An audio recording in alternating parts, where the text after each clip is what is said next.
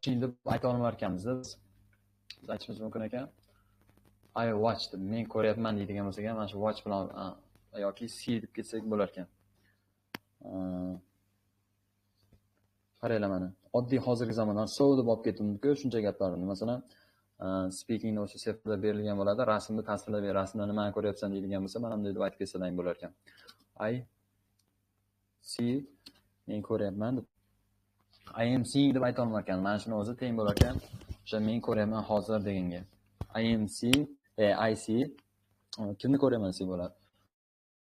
Nozima Kumush Anvar Mahmud Bekzod deylik. Men ko'ryapman Bekzodni. Rasmda Bekzod futbol o'ynayotgani tasvirlangan deylik. Xo'p.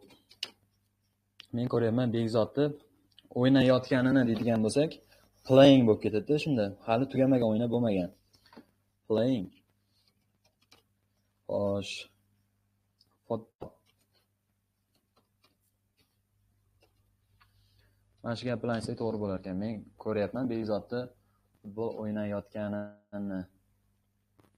Oddiy gap ekan. Men masalan ko'ryapman Muhammad Yusufda dars qilmayotganini deydigan bo'lsak, I see Muhammad Yusuf nima qilib qo'yaman. Muhammad Yusuf not doing.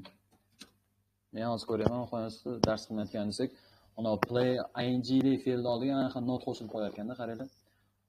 Not doing his yoki yormidi Muhammad Yusufga.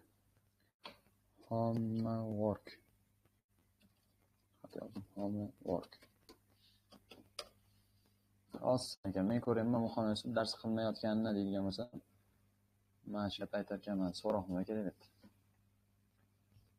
Oddiy narsa ekan. Men masalan oynada ko'ryapman yoki telefonda ko'ryapman, men ko'chada ko'ryapman deydigan bo'lsak, in the street shunday deb aytib tashlashni o'rganinglar.